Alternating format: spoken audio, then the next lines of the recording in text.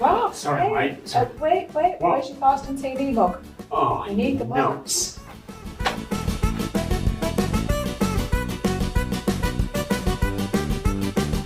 Got it. Laptop charger. Oh, I'll be back. Okay.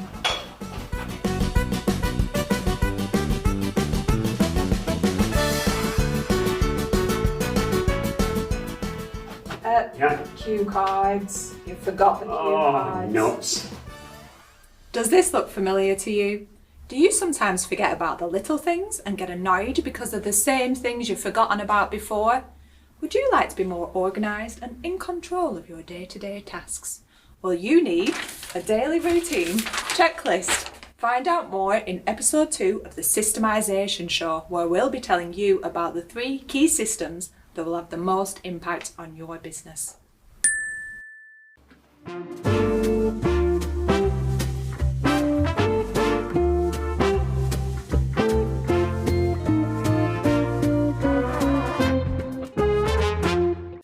Hello and welcome to the Systemization show, the on-demand TV show for print executives looking to get rid of bottlenecks, eliminate errors and turn their business into a well-oiled machine.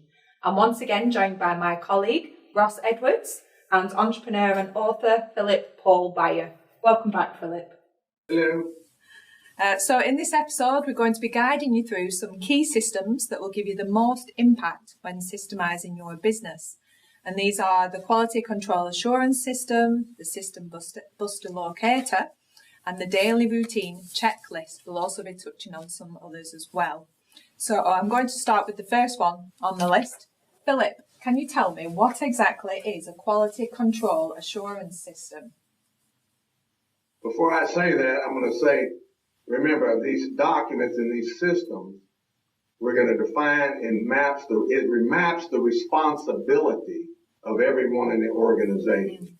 So even a quality control checklist, it's going to map out the responsibility and the consideration that a person is going to have to consider when he does a process or she does a process. It's, in other words, it's what they do, when they do it, how they do it, why they do it, where they do it, have they been trained to do it? Because there's a beginning and a middle and an end of a process.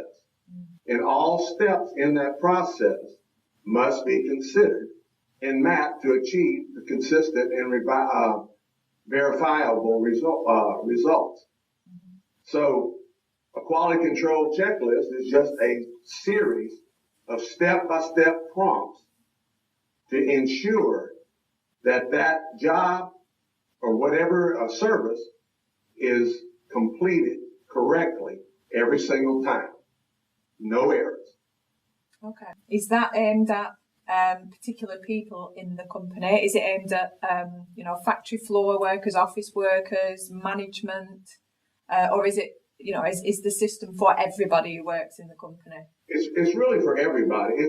Think of it, instead of just saying. So a lot of people think of quality control is over manufacturing of, say, a printing product, but really consider it a control system. It controls data entry. It controls the processes that a bookkeeper will do when she's entering certain jobs, the pre-press. It's just really a control system that ensures we have a quality business. All of our processes are quality assured. Okay, great. And so what about the daily routine checklist? What exactly is this, Philip? In my experience, this one checklist literally changed my life. And I have a story where it changed another printer's life. A daily routine checklist is the same thing I was telling you about, a control checklist. It's what a person is their responsibility from the time they walk in the door, clock in, until they clock out. What are all of the major steps they do? I'm not talking about the jobs that they're going to do, but like if they're running a process job in the manufacturing part. I'm talking about what their responsibility is from the time they arrive to the time they leave. In other words, do they clean up their area before they leave?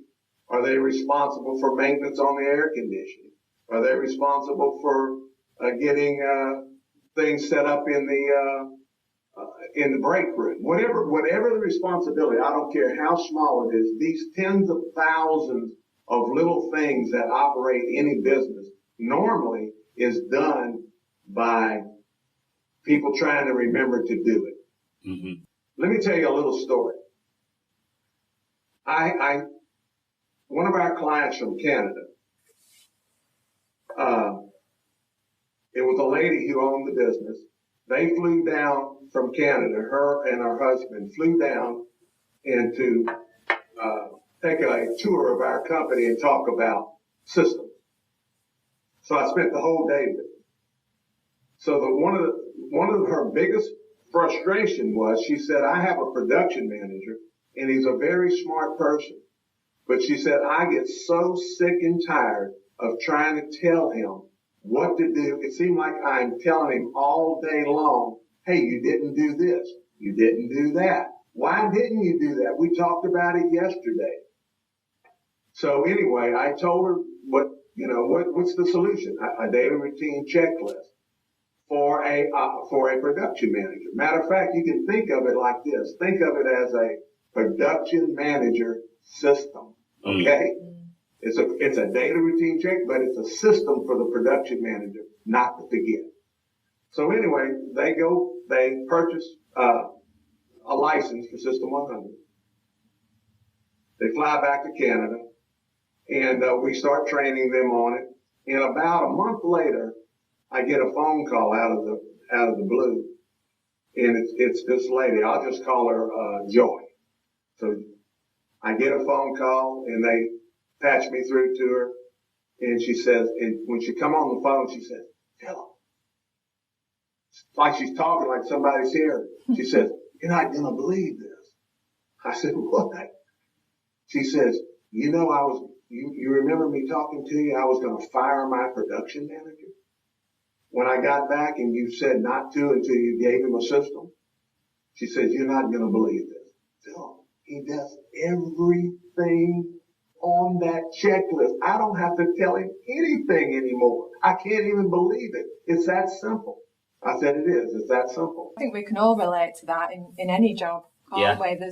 There's quite a few things I can think of where I have forgot to do it or can't remember where it's stored, and I think, I should know this. I do it. I don't do it very often, but I do it. I should know where this thing is stored. I should remember how to do it. And it's putting those things down in black and white so that you can see them. And, the amount of time that you would save doing that as well. Not only will you not forget to do it, but it'll save you time on it. You don't have to, think about where everything's located. Yeah, absolutely.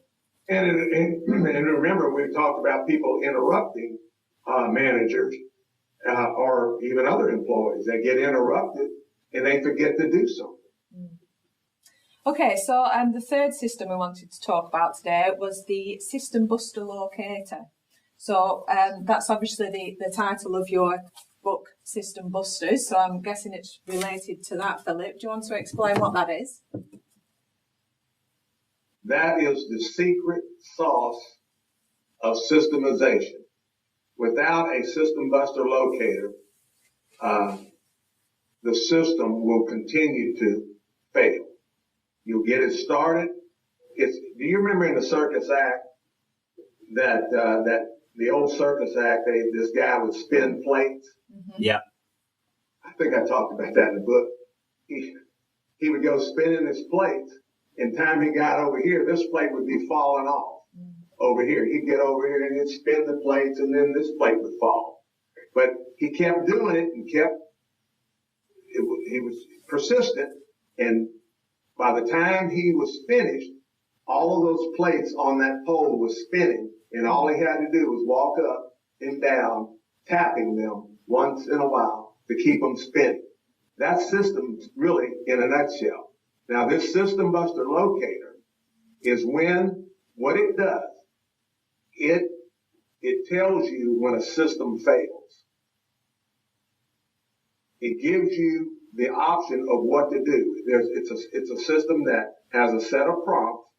Okay, why did the system fail? What was the error? What happened? Who was involved? What system was updated or revised, or did we have to put in another system to take care of that non-conformance or that mistake? If somebody in the production area saying, you know what, this type of paper or this product really slowed production down, well, they can submit a preventive action. Yeah. So that preventive action goes into the system to say, okay, when we do this, we use this. It's a constant improvement. And the other great thing about the System Buster Locator in Kappa is that it measures how much waste you have. Because all of the chaos that we talked about, the miscommunication and errors has a cost to it. Well, this system helps you identify the root cause of that, and you start putting in what the cost of that was, and it starts giving you a record, even a graph, and you can start seeing, okay, does my quality control system really work? You can start seeing your waste start coming down. If it doesn't come down, you're not utilizing the product right. But again, the System Buster Locator will tell you, okay, somebody failed to do their checklist. Somebody did this. Whatever it is that caused that system to fail, the System Buster Locator will stop it. Yeah. So without a follow-up system to all systemization, you have nothing. You know, and the other thing is sometimes it'll tell you if a system is even needed. Yeah. We were measuring ink waste, okay? And we did that for 2 years. We measured ink waste, trying to reduce any ink waste. Yeah. But once we got it, we noticed just a minuscule cost of waste of ink it was pretty minuscule. It was hardly anything. So running the system was just an added burden. Yeah. And it wasn't worth the small amount of ink waste that we had. It wasn't even worth it. Yeah. The effort outweighs the reward. Yeah. Yeah. But I can tell you that quality control checklist on every process, it's priceless. And one of the things when in the book, I go through a lot of these prompts in the book. What are they? Yeah. Okay. So clearly continuous improvement of the systems is very important, which is good because it's one of the topics that we are going to touch on in the next episode. Yeah. And we're also going to talk through how to write an operations manual and sort of how to get started on systemizing your business. Yeah. So that's it for this episode. Just like to thank my guests, Ross and Philip, and stay tuned for episode 3, when we're going to talk about how to write an operations manual and how to continually improve your system. Thanks for watching.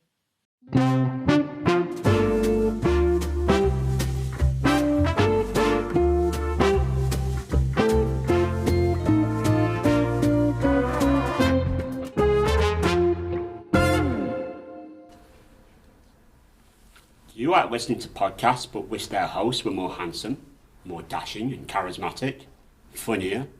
Then have I got a podcast for you. The Inspire podcast has been created to help printing companies like yours to become a bionic business.